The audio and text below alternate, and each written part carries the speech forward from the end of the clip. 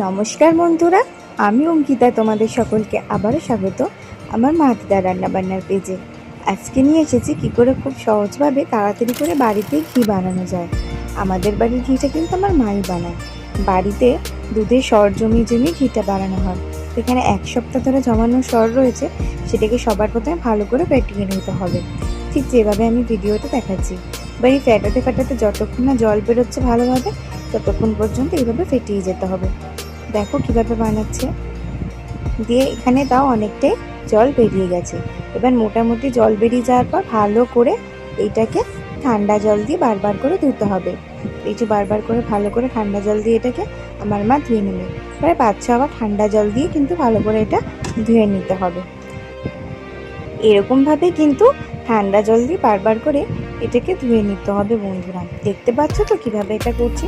তারপর 5-6 বার এটা মোটামুটি ধোয়া